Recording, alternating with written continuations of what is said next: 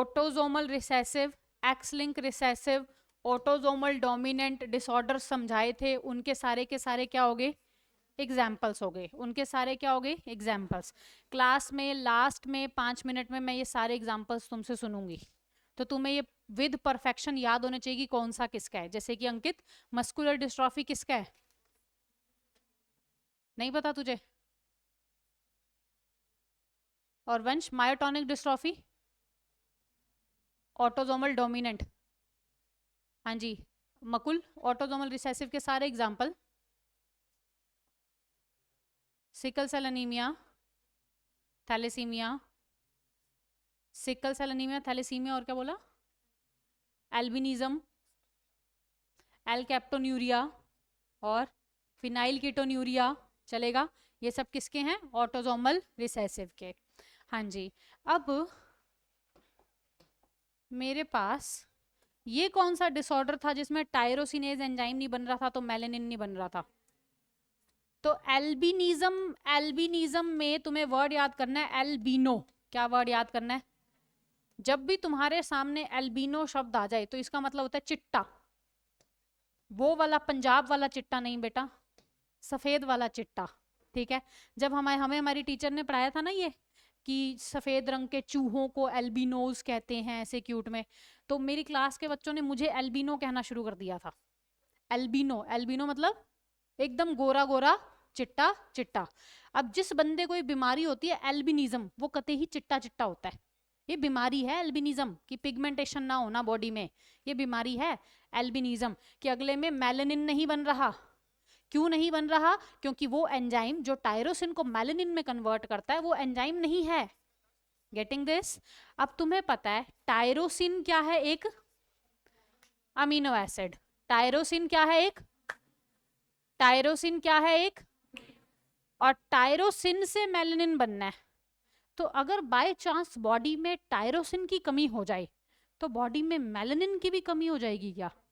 उससे शरीर का, बालों का, सबके पिगमेंट उड़ने लगेंगे क्या? और यही दिक्कत फिनाइल कीटोन्यूरिया में भी होती है। फिनाइल कीटोन्यूरिया जो है, तुम्हें याद होगा कि ये प्लियोट्रॉपी का भी एग्जाम्पल था। अभी प्लियोट्रॉपी क्या होता है तेज?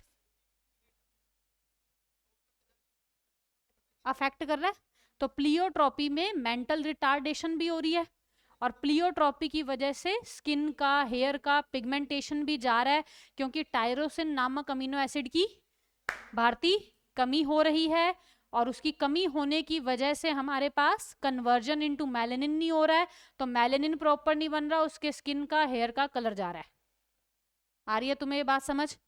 और एल्बिनिज्म और फिनाइल कीटोन्यूरिया का एक रिश्ता है।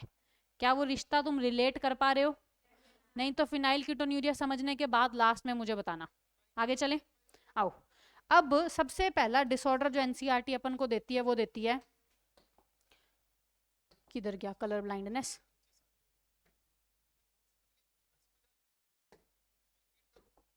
हाँ, सबसे पहला एनसीईआरटी अपन को देती है क्या, कलर ब्लाइंडनेस। हेडिंग डालो, colour blindness. Number 1, colour blindness. Colour blindness डाली हेडिंग, कलर ब्लाइंडनेस। पहला पॉइंट कि ये एक एक्स लिंक्ड रिसेसिव डिसऑर्डर है। एक्स आर लिख सकते हो, एक्स आर। एक्स आर का मतलब क्या हो गया, x linked recessive disorder. Done. फिर इसमें होता क्या है, डिफेक्ट इन ईदर रेड और green cone of I. Next point, defect in either red और ग्रीन कोन ऑफ आई। अब तुम्हें पता है आंख के अंदर रोड्स एंड कोन्स होते हैं। क्या होते हैं आंख के अंदर? तो अपने पास किस में डिफेक्ट आ गया, या तो लाल में या हरे कोन के अंदर डिफेक्ट आ गया।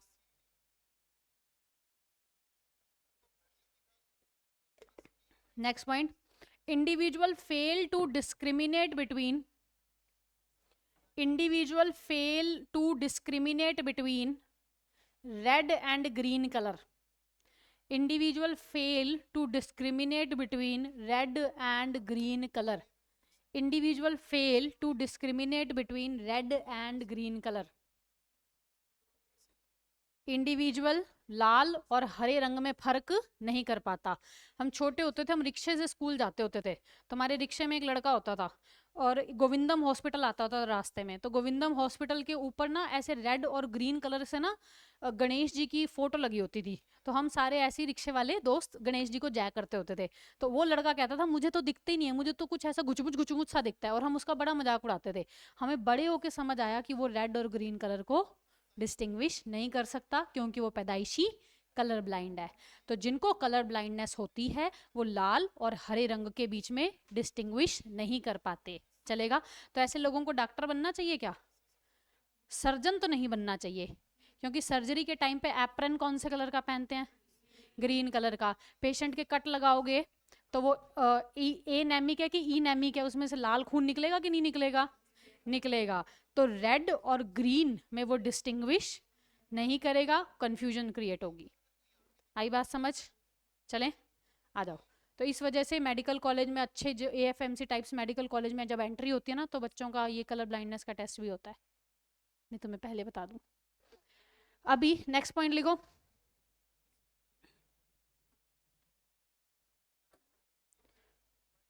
Due to mutation in certain genes, due to mutation in certain genes. Next point लिखो. Occur in 8% male, 8% mail.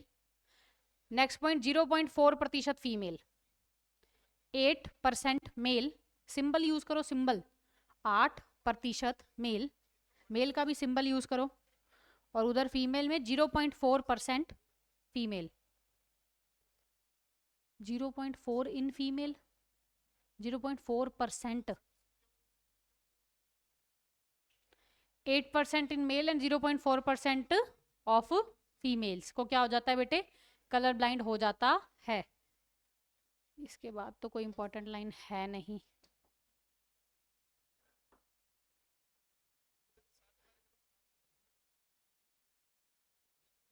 देखो, अब एक स्टेटमेंट लिखो.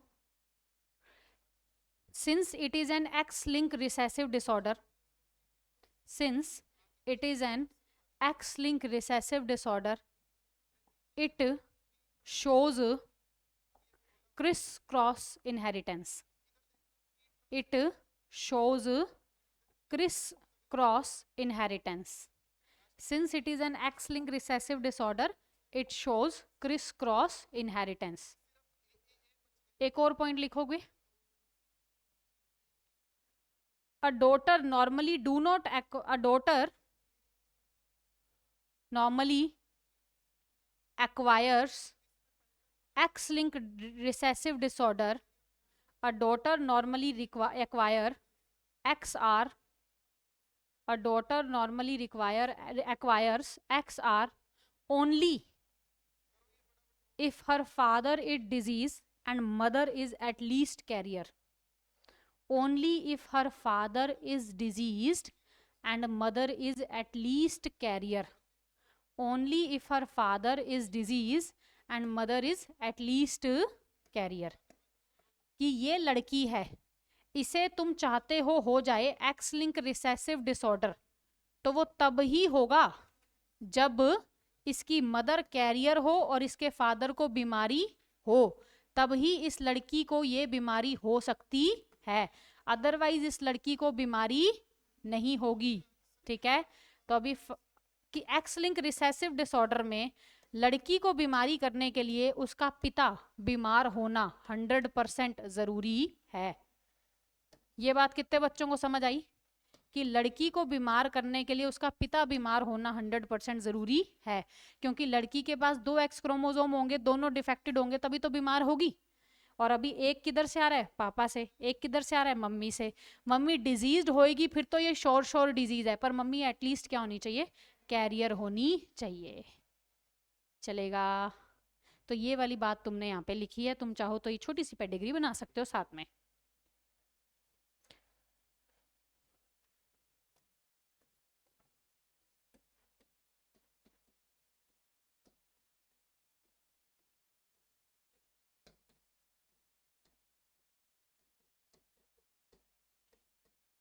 देखो क्रिस क्रॉस इनहेरिटेंस एनसीईआरटी में है तो नहीं, पर मैं क्यों करा रही हूं ये मैं तुम्हें बता देती हूँ।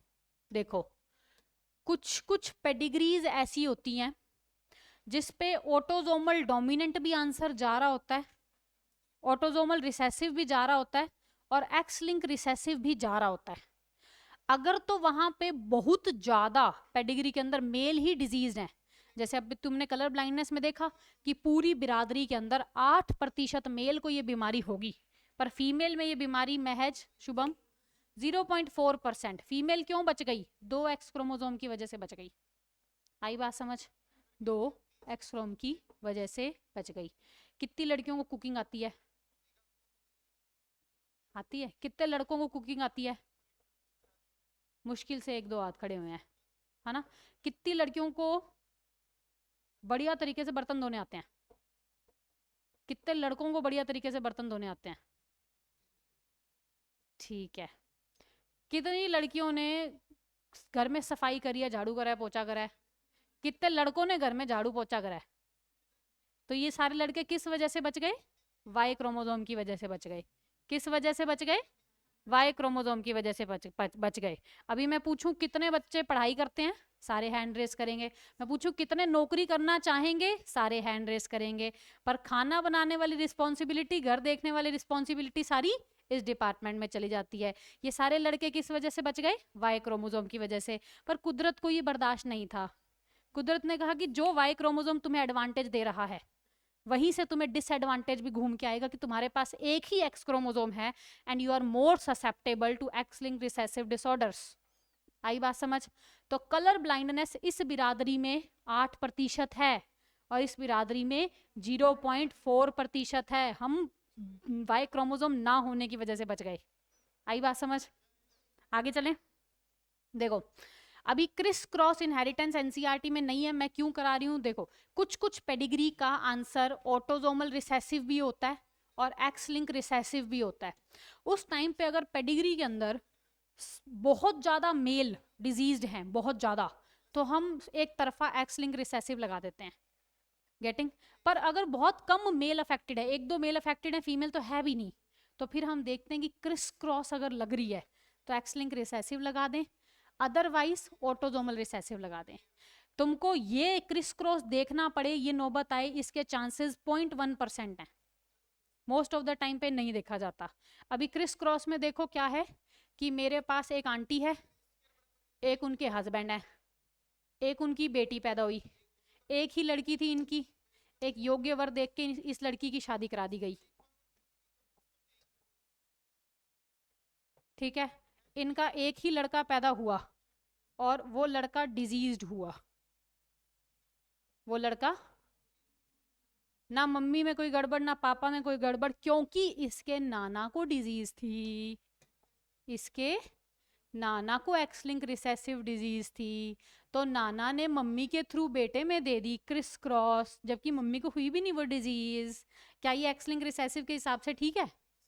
हाँ देखो, अगर इसको डिजीज है तो ये कॉम्बिनेशन ले रहा है, और इसका ये एक्स क्रोमोसोम कहाँ से आ रहा है? इसके नाना से आ रहा है, और नाना ने दिया किसको था? मम्मी को दिया था, जबकि मम्मी को डिजीज हुई नहीं क्योंकि मम्मी पे 2 एक्स क्रोमोसोम थे, पापा तो बिल्कुल ठीक लाए गए थे इनके। आ रही है बात समझ? तो इसको बोलते हैं क्रिस क्रॉस इनहेरिटेंस। अब ऐसा हो सकता है 2 मेल के बीच में एक फीमेल, या 2 फीमेल के बीच में एक मेल, ऐसा, पर ज्यादा तुम्हें ये वाला केस देखने को मिलेगा। तो ये एक ही केस कर लो क्रिस क्रॉस इनहेरिटेंस का। आ रही है बात समझ? कि नाना ने डिजीज आगे सीधा दोहिते में डालो, ट्रांसफर करी वाया डॉटर। जल्दी जल्दी जल्दी।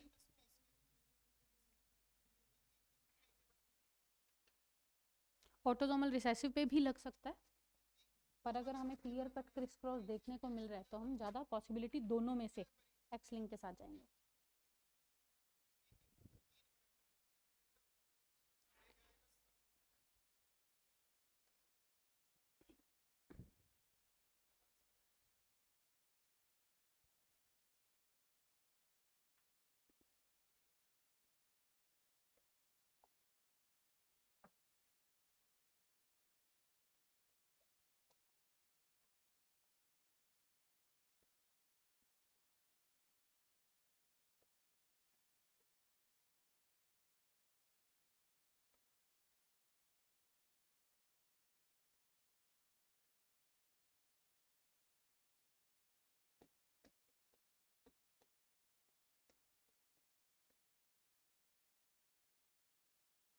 हुसन, ये कैसा है? कलर ब्लाइंड मेल है। और ये कैसा है हुसन? Normal mail. शगुन किधर बैठा है? हाँ, ये कैसी फीमेल है बेटे? Colour blind female. ये कैसी है शगुन? कलर ब्लाइंड नहीं है। क्या लिखूं? नॉर्मल है क्या? कैरियर नहीं लगती तुझे? हाँ, नॉर्मल और कैरियर फीमेल।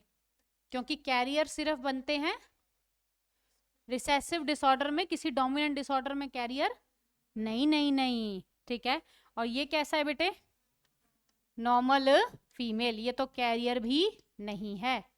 ठीक है, प्लीज इसको कॉपी में डाल दो, इतनी सी चीज को।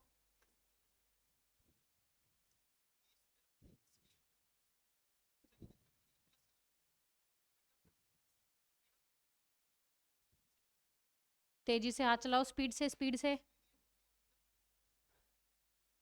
आज क्या डे है? ट्यूसडे। अपन ने वेडनेसडे से नया चैप्टर शुरू करना था।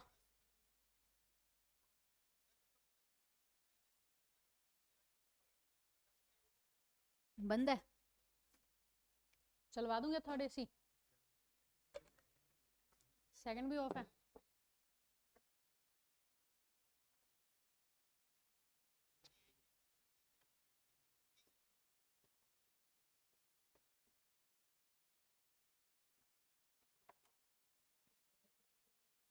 चलाने हैं।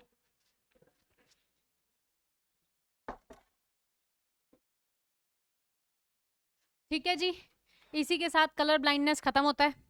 अब हेडिंग डाल दो हेमोफीलिया। क्या हेडिंग डालोगे? हेमोफीलिया। पहला point X R. X R का मतलब X link recessive. Next point लिखो। एक्स आर है तो क्रिस क्रॉस इनहेरिटेंस शो करेगी क्या? तो लिखो show criss cross. Show criss cross.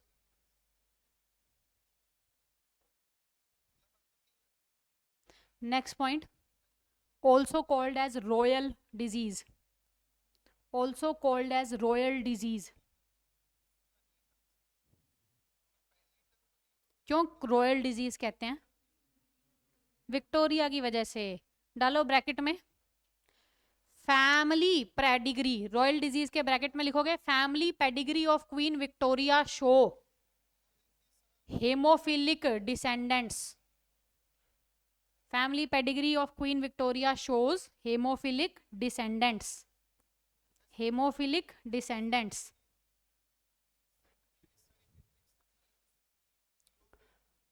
Next point लिखोगे ब्लीडर्स डिजीज। Bleeders disease. क्यों कहते हैं इसे ब्लीडर्स डिजीज? खून बहता ही रहता है, बहता ही रहता है, बहता ही रहता है। ब्रैकेट में लिखोगे simple cut will result in non stop bleeding. Simple cut will result in non stop bleeding.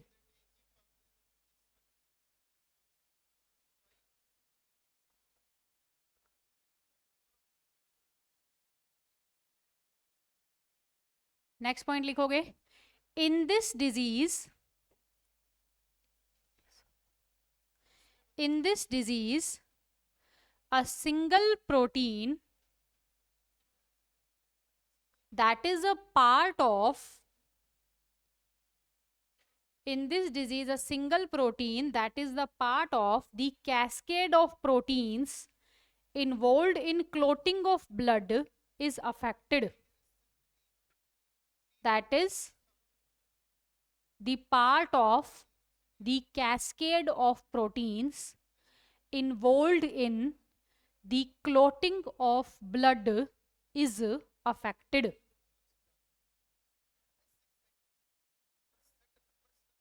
लिख लिया? Next point,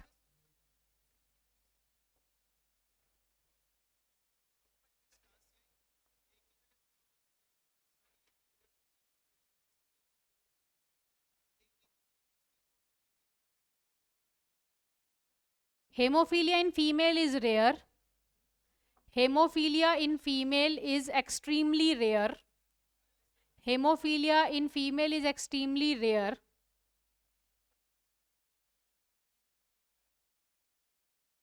Since at least carrier mother and hemophilic father is required. Since at least carrier mother and hemophilic father is required.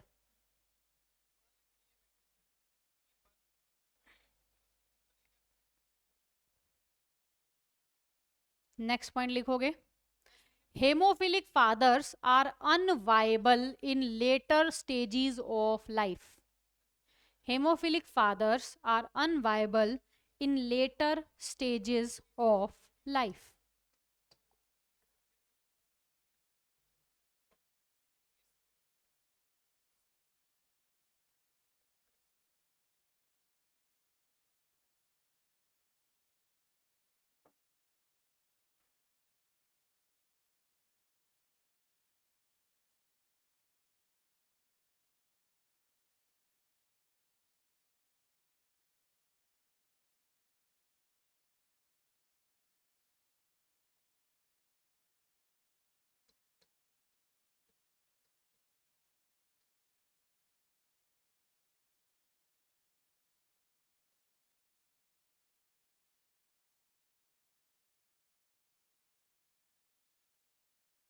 सुनो गौर से दुनिया वालों, हमने शुरू करा है हेमोफीलिया. क्या शुरू करा है? हेमोफीलिया. एक्स लिंक रिसेसिव है, क्रिस क्रॉस शो करता है. इसको रॉयल परिवार की बीमारी कही जाती है क्योंकि इंग्लैंड की क्वीन विक्टोरिया खुद इस बीमारी की कैरियर थी. और उसके आगे कितने बेटे, आगे कितने दोते पोतों में इसने ये बीमारी डाली. किसने? क्वीन विक्टोरिया ने. चलेगा.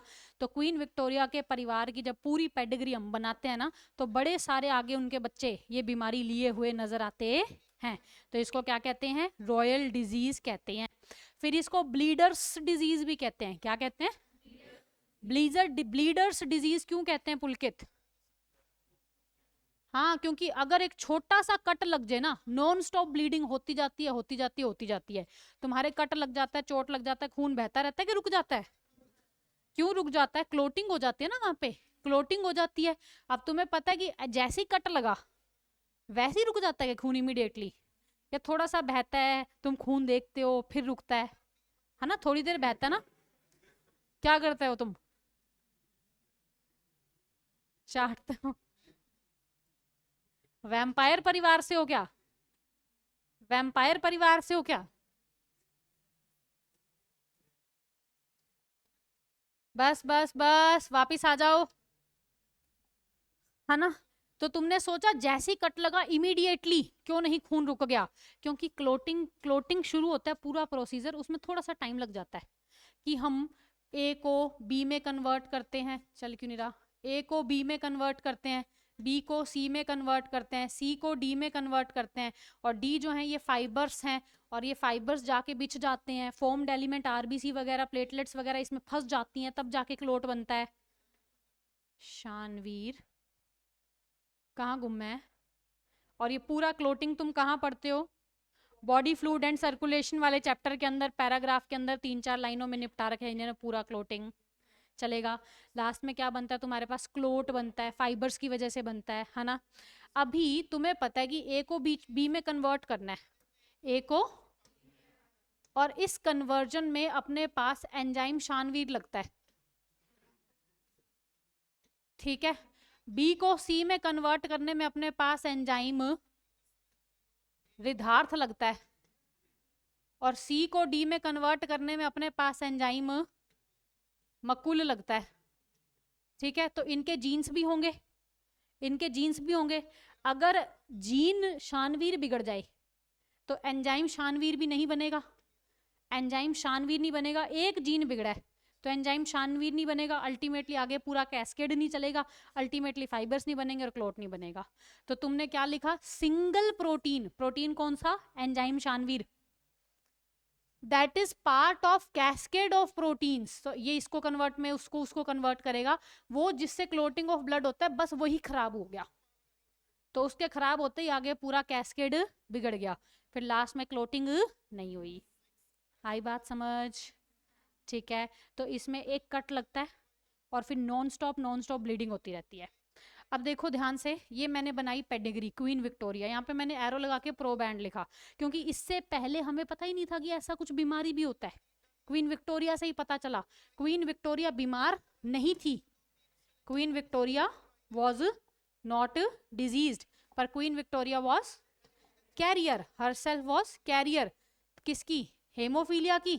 तो मैंने लिखा एक्स एक्स एच, रिसेसिव है ना, तो रिसेसिव वाला दूसरे नंबर पे डालते हैं, चलेगा।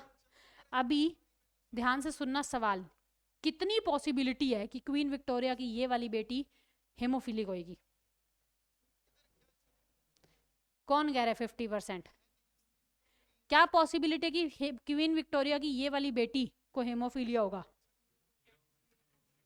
0%।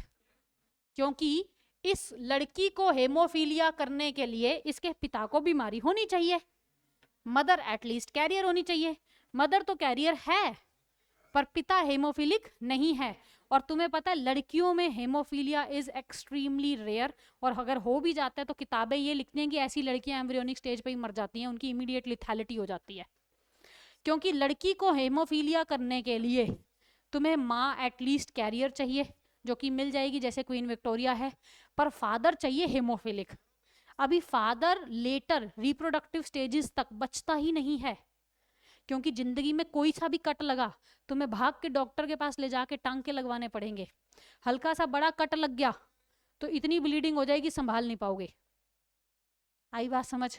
तो ऐसा पापा अनवायबल बचता ही नहीं है, लेटर स्टेजेस यानी कि रिप्रोडक्शन के टाइम तक बचता ही नहीं है, चलेगा। तो लड़की को हेमोफीलिया हो इसके चांसेस बहुत रेयर हैं। कलर ब्लाइंडनेस में तो हमने फिर भी कह दिया कि 0.4% फीमेल कलर ब्लाइंड है, यहाँ तो हम मुकर गए सरासर कि लड़कियों को हमें हेमोफीलिया करना ही नहीं है। हेमोफीलिया का तोहफा भी सिर्फ वाई क्रोमोसोम वालों को, चलेगा। आ जाओ। तो अब इधर सवाल सुनो, इस पेडिग्री के अंदर इस लड़के को जैसे this is generation first, this is generation second, ऐसे ऐसे रोमन नंबर में जनरेशंस लिखते हैं। तो जनरेशन सेकंड के मेल को डिजीज हो इसकी क्या पॉसिबिलिटी है? जनरेशन सेकंड के मेल को डिजीज होने की प्रोबेबिलिटी, डिंग डिंग डिंग डिंग डिंग। शुभम खड़ा हो बेटा, पूछ के ही आंसर खड़ा होएगा क्या?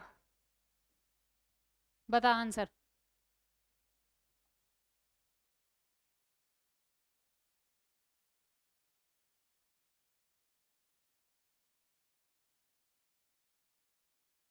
नहीं पता? कोई तुक्का? कोई तुक्का बेटे? कितने परसेंट?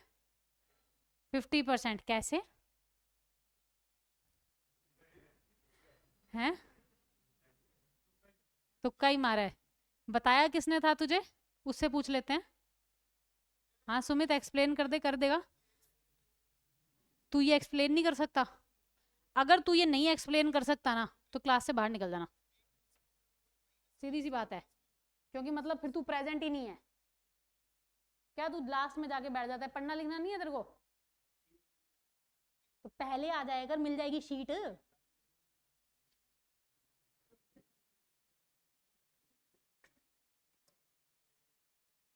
आंसर दे इसका। बिल्कुल सही बात है, इसका आंसर 50% है। पर 50% क्यों है? मम्मी कैरियर है। हाँ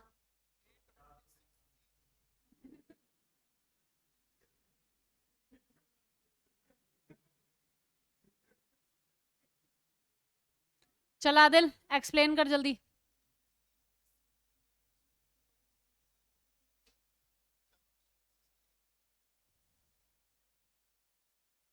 नहीं, करण बता।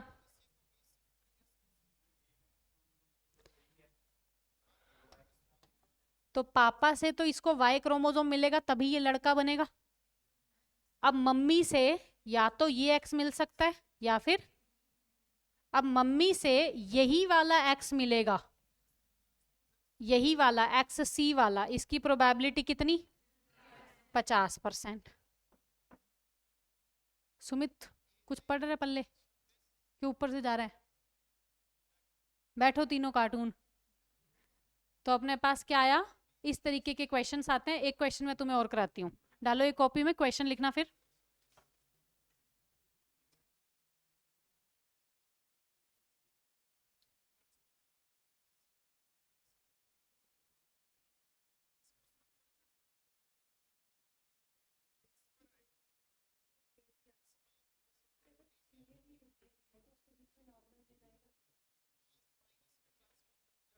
नहीं तो मेल के थ्रू अगली जनरेशन में चली जाएगी ना।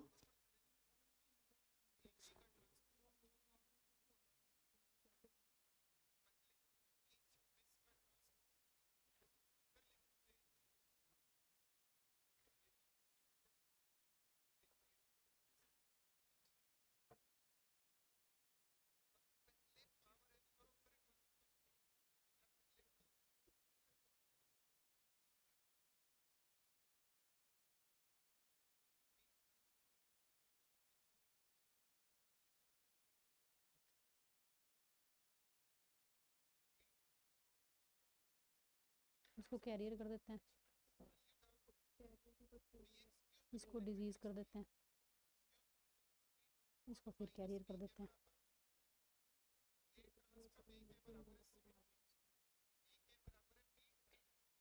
हाँ जी, क्वेश्चन लिखोगे। अ वुमेन इज, इसका आंसर मैं सबसे पूछूंगी। A women is heterozygous, a women is heterozygous for both haemophilia as well as color blindness. A woman is heterozygous for both hemophilia as well as color blindness.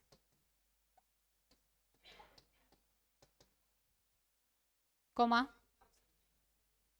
If she marries a colorblind man, if she marries a colorblind man,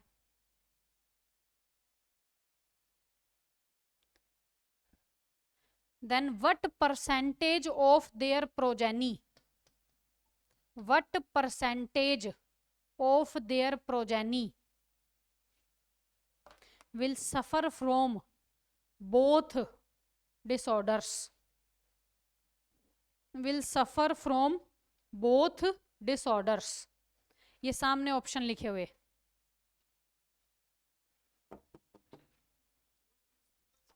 What percentage of their progeny will suffer from both?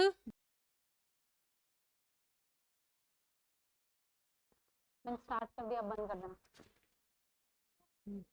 हाँ जी, heading डालो। Sickle cell anaemia. क्या heading है? Sickle cell anaemia. Anaemia का मतलब क्या होता है? खून की कमी। तो यहां पर सच में खून की कमी होने वाली है क्या? खून क्या काम करता है? पर क्या ऑक्सीजन ट्रांसपोर्टेशन में गड़बड़ आने वाली है क्या? बैठने के बाहर जाना है। हाँ जी, तो हेडिंग डालो सिकल सेल एनीमिया। पहला पॉइंट लिखो AR। AR का मतलब क्या है? Autosomal recessive. नेक्स्ट पॉइंट लिखोगे substitution of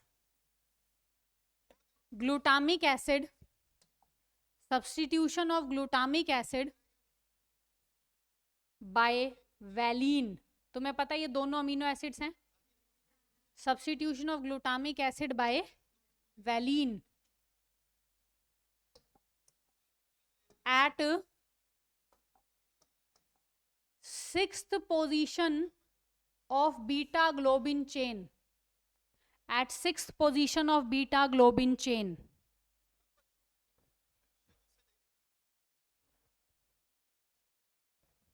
next point, mutant haemoglobin molecule undergoes polymerization under low oxygen tension. Mutant hemoglobin molecule undergoes polymerization under low oxygen tension. Polymerization under low oxygen tension.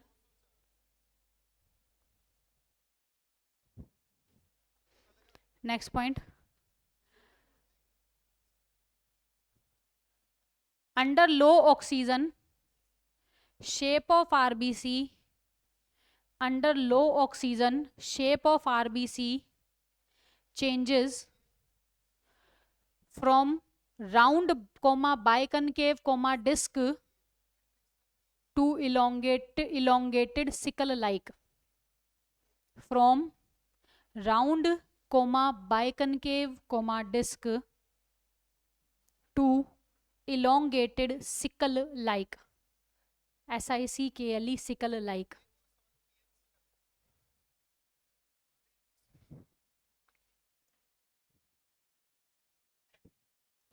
अच्छा चिल्लाना मत, ये यहाँ पर ना एक test है जिसमें अगर जो नंबर लिखे हुए और तुम पढ़ पा रहे हो, that means you are not colour blind. ये निकम्मे हो गया, पहली स्टेटमेंट क्या बोली है मैंने?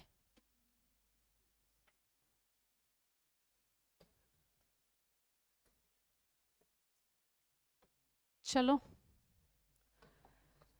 हाँ जी, सिकल सेल एनीमिया की बात हो रही है, समझो। अपने पास होता है हेमोग्लोबिन, क्या होता है? हेमोग्लोबिन। हेमोग्लोबिन क्या है? एक कॉम्प्लेक्स कॉन्जुगेट क्वाटनरी स्ट्रक्चर वाला प्रोटीन है। शुभम क्या है हेमोग्लोबिन?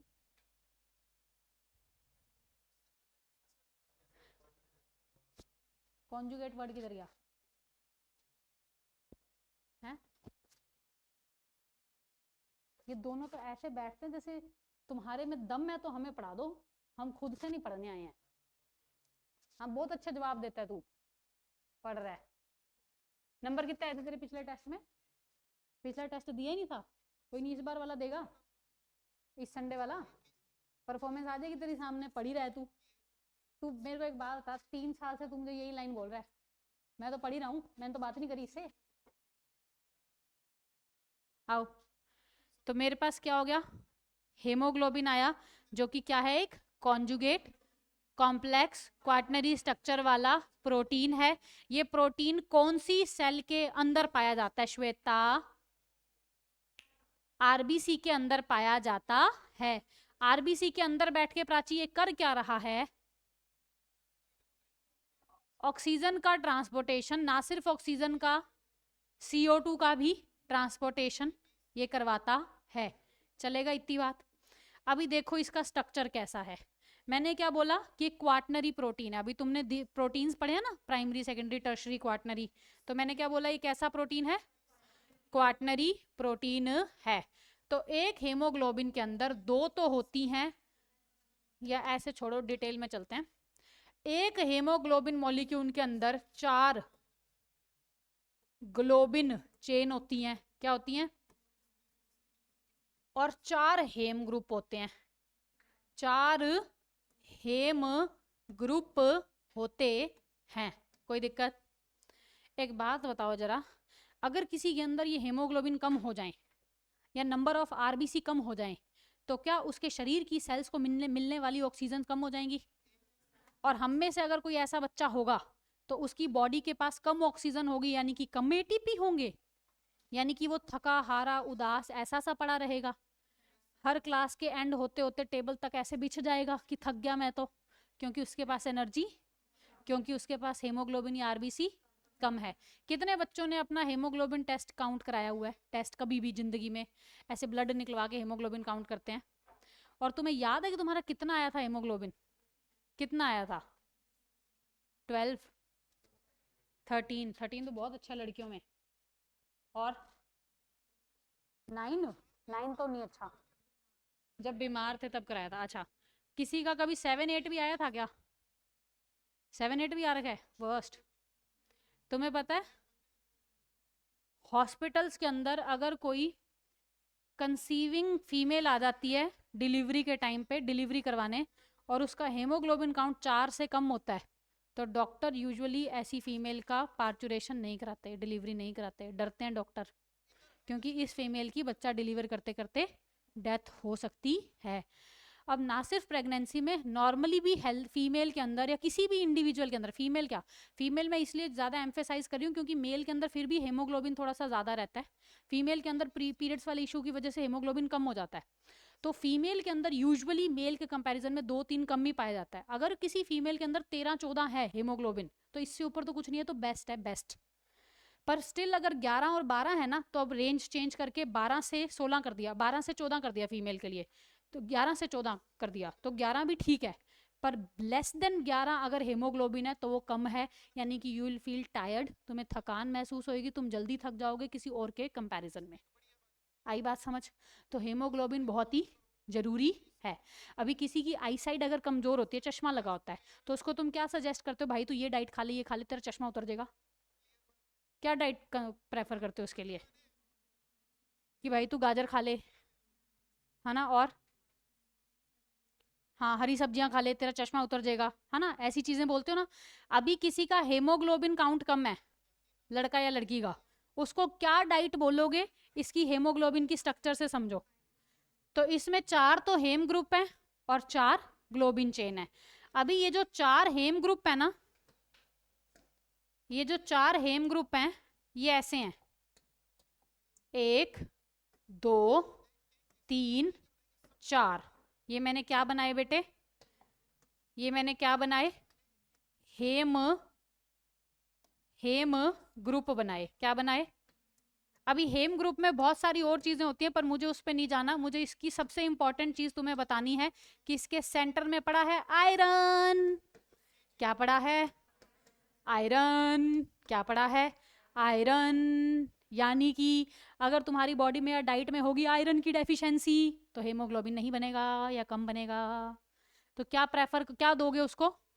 भाई तू आयरन के सप्लीमेंट ले ले, ऐसी चीजें खा ले जिसमें आयरन होए। आयरन किस में होगा? जो चीजें खुद लाल हैं, टमाटर, चुकंदर, अनार, इन सब के अंदर क्या होगा? आयरन होगा। अंजीर, किशमिश, तो ऐसी चीजें खाओ जिसमें क्या है? आयरन है। अभी इसके बाद हेमोग्लोबिन में 4 क्या है बेटे? Globin chain. 4 ग्लोबिन चेन में से 2 तो अल्फा चेन है, 2 तो अल्फा चेन है, और 2 कैसी हैं बेटे? 2 बीटा ग्लोबिन चेन है। मैं पहले ही बता दूं, मैं एडल्ट हेमोग्लोबिन की बात कर रही हूँ, बच्चों वाले हेमोग्लोबिन की या फीटल वाले हेमोग्लोबिन की बात नहीं कर रही। उसमें तो तुम्हारे पास एक तीसरी भी चेन हो जाती है। तो देखो ध्यान से, मैंने क्या करा, ये मैंने लगा दी अल्फा चेन, ठीक है। ये ऑफ कोर्स ऐसा नहीं होता, पैसे बंधा बंधा सा मॉलिक्यूल होता है, एक और अल्फा चेन, ठीक है। और ये मैं लगा रही हूँ 2 बीटा चेन। तो ये क्या लगा रही हूँ बेटे मैं? Beta chain. ये क्या लगाई बेटे मैंने? Beta chain. अभी बीटा जो चेन है ना, इसका जो छठा अमीनो एसिड है, बीटा जो ग्लोबिन चेन है, क्योंकि ये तो प्रोटीन है, बीटा ग्लोबिन चेन क्या है? प्रोटीन की चेन है ना, ये क्या है? प्रोटीन है। तो तुम ये बात मानते हो कि अल्फा चेन का कहीं जीन पड़ा होगा? पड़ा है, 16 नंबर के क्रोमोसोम पे 2 पड़े हैं। और तुम ये बात मानते हो बीटा ग्लोबिन चेन का भी कहीं जीन पड़ा होगा? पड़ा है, 11 नंबर के क्रोमोसोम पे एक ही जीन पड़ा है। इसीलिए सिकल सेल एनीमिया के ब्रैकेट में तुमको 11 लिखवाया था, क्योंकि इसमें बीटा ग्लोबिन चेन में डिफेक्ट आता है। तो मेरे पास ये बीटा ग्लोबिन चेन का जो छठा अमीनो एसिड होता है, वो होता है ग्लूटामिक एसिड। क्या होता है? और यहां पर सिकल सेल एनीमिया के केस में हमें क्या देखने को मिलता है कि GAG कन्वर्ट हो जाता है GUG में। अभी यू तो किसके अंदर होता है? mRNA के अंदर होता है, यानी कि ये कहाँ की बात है? mRNA की बात है, DNA की बात नहीं है। तो अगर DNA पे बात करें तो DNA पे क्या होगा? GAG CTC। मानते हो? ऊपर वाला इज कोडिंग, नीचे वाला इज टेम्पलेट। अभी नहीं समझ आ रहा तो कोई दिक्कत नहीं है, ये डीएनए का है। फिर यहाँ के लिए क्या होगा, जी टी जी और सी ए सी। ठीक है, तो फर्क किसका है, एक बेस पेयर या एक न्यूक्लियोटाइड का, कि ए जो है वो यू में बदल गया। ए इज प्यूरिन और पिरिमिडिन गुरुदत्त, प्यूरिन, और you is pyrimidine, purine pyrimidine में बदला है। क्या बोला अंकित? तो ये किसका केस है, ट्रांजिशन का अंकित या ट्रांसवर्जन का? किसका? ट्रांसवर्जन का चलेगा। जब ट्रांसवर्जन लिखवाया था वहां पे भी एग्जाम्पल सिकल सेल एनीमिया लिखा था, तो यहां पर भी मैं लिख देती हूं कि ये किसका केस है, ट्रांसवर्जन, ट्रांसवर्जन का, VERSION, किसका केस है, ट्रांसवर्जन का। अब ध्यान से देखो, अगर ऐसा है तो पहले तो अमीनो एसिड कौन सा बन रहा था, पहले बन रहा था इधर से ग्लूटामिक एसिड, और अब ग्लूटामिक एसिड बनने की बजाय क्या बन रहा है, वैलीन। तो मैडम इससे क्या फर्क पड़ता है, इससे फर्क पड़ता है। क्यों फर्क पड़ता है, क्यों फर्क पड़ता है? क्योंकि इन अमीनो एसिड्स की नेचर अलग अलग हैं। ये जो है it is negatively charged amino acid, और ये वाला कैसा है, न्यूट्रल अमीनो एसिड है। तुमने पढ़ा है अभी प्रोटीन्स में कि कुछ अपने पास चार्ज्ड होते हैं, कुछ न्यूट्रल्स होते हैं। जो चार्ज होते हैं कुछ उसमें पॉजिटिव वाले होते हैं, कुछ उसमें नेगेटिव वाले होते हैं। हिस्टोन प्रोटीन वाले आर्जिनिन, हिस्टिड, आर्जिनिन लाइसिन पॉजिटिव, और ग्लूटामिक एसिड, एस्पार्टिक एसिड, दो ऐसे अमीनो एसिड जिसके पीछे एसिड लग रहा है। एसिड हमेशा H पॉजिटिव डोनेट कर देता है, और जो H पॉजिटिव डोनेट कर देगा उसका चार्ज नेगेटिव हो जाएगा, चलेगा। तो तुम्हारा नेगेटिव चार्ज का अमीनो एसिड न्यूट्रल में कन्वर्ट हो रहा है, यस और नो? अब देखो, अभी इनकी बढ़िया ऐसे फोल्डिंग करके एक प्रॉपर मॉलिक्यूल सा बना हुआ है हेमोग्लोबिन का, यस और नो? प्रॉपर हेमोग्लोबिन का मॉलिक्यूल बना हुआ है। आरबीसी की शेप कैसी, लाल रंग की आरबीसी, राउंड है, ऐसे चपटी है, डिस्क है, इधर खड्डा करो, इधर कनकेव है, दूसरी तरफ से भी कनकेव है, बाइकनकेव है, round disc shape, biconcave RBC. और इस आरबीसी के अंदर ये लाल रंग का ही हेमोग्लोबिन मॉलिक्यूल चिल कर रहा है। क्या कर रहा है बेटे, चिल कर रहा है। अगर मैं कह रही हूं हेमोग्लोबिन चिल कर रहा है तो इसका ये मतलब है कि हेमोग्लोबिन सॉल्यूबल है, हेमोग्लोबिन सॉल्यूबल है। और तुम मुझे बताओ, क्या कोई भी प्राइमरी प्रोटीन या सेकेंडरी प्रोटीन कभी सॉल्यूबल हो सकता है? परफेक्ट। कितने बच्चों को ये बात पता थी कि प्राइमरी और सेकेंडरी में प्रोटीन सॉल्युबल नहीं होता? अगर तुम्हें ये बात पता थी तो तुम्हें ये बहुत अच्छे से समझ आएगा। अगर प्रोटीन अपनी टर्शरी या क्वार्टनरी के अंदर है तभी वो सॉल्युबल होता है। क्या बोला मैंने? तो ये मैंने एक प्रोटीन बनाया बेटे, प्रोटीन बनाया इस तरीके से लंबा। अभी ये किसमें है, प्राइमरी स्ट्रक्चर में है। इसके कुछ एक अमीनो एसिड पानी से प्यार करते हैं, तो मैं दिल बना रही हूं। ठीक है, किससे प्यार करते हैं, पानी से, यानी कि हाइड्रोफिलिक नेचर के हैं। और हाइड्रोफिलिक वो होता है जो खुद चार्ज होता है। और कुछ एक अमीनो एसिड पानी से नफरत करते हैं, कुछ एक अमीनो एसिड पानी से नफरत करते हैं। तो इसकी वजह से ये प्रोटीन सॉल्युबल नहीं होता। पर अगर मैं इसकी फोल्डिंग कर दूं, क्या कर दूं बेटे, तो इसकी फोल्डिंग कर दूं, और इसकी फोल्डिंग में मैं ना सिर्फ हाइड्रोजन बॉन्ड बल्कि disulphide bond, ionic bond, vendor wall forces, वो सारे बॉन्ड्स इंक्लूड करूं, तो ये प्राइमरी से टर्शरी बन जाएगा। यही तो तुमने अभी बायोमोलिक्यूल में पढ़ा है। तो इसके अंदर जितने भी अमीनो एसिड जो पानी से प्यार करते थे वो बाहर की तरफ कर दो, देख रहे हो?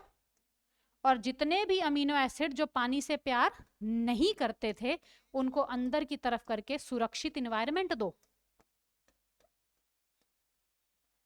गेटिंग? कि वो सेफ फील करें। अभी ये प्रोटीन की फोल्डिंग होगी। अभी पहले फोल्डिंग से पहले ये कैसा था, इनसोल्यूबल था। ठीक है, ये क्या है, this is water loving amino acid. और ये क्या है बेटे, this is water hating amino acid, और इनसॉल्युबल से क्या हो गया, फोल्डिंग के बाद सॉल्युबल हो गया। तो हेमोग्लोबिन भी कैसा है, मस्त आरबीसी के अंदर सॉल्युबल है, क्योंकि जैसी फोल्डिंग हुई होनी चाहिए थी वैसी फोल्डिंग हो रखी है। चलेगा नॉर्मल कंडीशन में भी, और चाहे अगर सिक्कल सेल अनीमिया है, चाहे अगर सिक्कल सेल अनीमिया है, जैसे ये तो नॉर्मल केस है, HbN बोल दो या HbA बोल दो, और ये HbS वाला केस है सिक्कल सेल अनीमिया वाला। गेटिंग? चाहे सिक्कल सेल अनीमिया है, चाहे चाहे नहीं है, जैसे मैंने लिखा HbN HbN, N की जगह मैं A ले लेती हूँ, एनसीईआरटी ने A लिया है, तो ये मेरे पास कैसा है, नॉर्मल है। और अगर मैंने लिया HbS तो इसको क्या है, सिक्कल सेल अनीमिया है। पर मैंने लिया HbA और HbS तो ये क्या है, नॉर्मल है, पर रिसेसिव डिजीज है, तो ये क्या हो सकता है, कैरियर हो सकता है। चलेगा? अभी HbS वाले को क्या बीमारी है, सिक्कल सेल अनीमिया। इसकी भी बेटे आरबीसी ऐसी ही दिखेगी, पर अगर अपने पास इनकाउंटर हो जाए लो ऑक्सीजन वाली कंडीशन या ऑक्सीजन टेंशन, कि सडनली ऑक्सीजन क्या होगी, कम हो गई। अब ऑक्सीजन कम होने की वजह से ऐसी ऐसी फिजियोलॉजिकल चेंजेस आती हैं, कि ये ऐसे ऐसे पीएच के अंदर चेंजेस आते हैं कि उस पीएच वाले चेंज को वेलिन वाला अमीनो एसिड नहीं बर्दाश्त कर पाता। ग्लूटामिक एसिड पे नेगेटिव चार्ज है, तो ये नेगेटिव चार्ज वाला अमीनो एसिड किसी और पॉजिटिव चार्ज वाले के साथ आयनिक बॉन्ड बना रहा होगा ना। जैसे इसका चार्ज कैसा, नेगेटिव, इसका चार्ज कैसा, पॉजिटिव, इन दोनों के बीच में आयनिक बॉन्ड बन रहा होगा। अभी मैं एक नेगेटिव चार्ज वाला हटा दूं तो इसके साथ आयनिक बॉन्ड नहीं बना पाएगा, तो प्रोटीन की फोल्डिंग कहीं ना कहीं कमजोर है, और वो कमजोरी कब सामने आई, जब ऑक्सीजन की कमी थी। Getting this? और ये सारा का सारा हेमोग्लोबिन पता है ऑक्सीजन की कमी वाली कंडीशन में कहाँ बैठ गया, नीचे बैठ गया, सॉल्युबल नहीं रहा, क्या हो गया बेटे, प्रेसिपिटेट कर गया। क्या कर गया? अभी तुम एक बलून के अंदर अगर पत्थर डालो तो वो नीचे से ऐसे फैल जाएगा ना, तो बस आरबीसी ऐसे फैल जाती है। आई बात समझ? ये वाली आरबीसी कैसी है, राउंड, बाई कॉनकेव और डिस्क शेप की आरबीसी है ये, है ना। ये वही आरबीसी है, पर ये क्या हो चुकी है, सिक्कल शेप की हो चुकी है, क्योंकि सिक्कल सेल एनीमिया में क्या होता है, आरबीसी क्या होता है, बाइकनकेव डिस्क से इलोंगेटेड सिकल शेप हो जाती है। तो ये इलोंगेटेड क्यों हो गई, सिक्कल शेप्ड आरबीसी क्यों हो गई, क्योंकि हेमोग्लोबिन सारा नीचे बैठ गया, प्रेसिपिटेट कर गया। इस फोटो के हिसाब से नीचे बैठा हुआ दिख नहीं, लग नहीं रहा ना।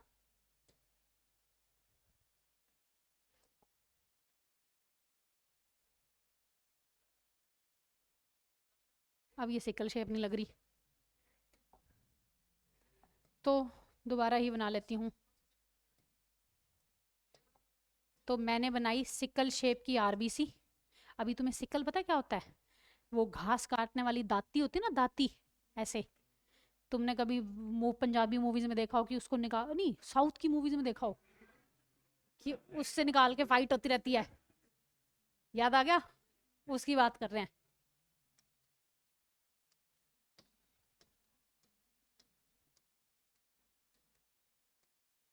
वो अपनी वाइट कलर की धोती शर्ट पहन के उसके अंदर वो छुपा के रखते हैं, फिर टाइम आने पे एकदम से निकालते हैं।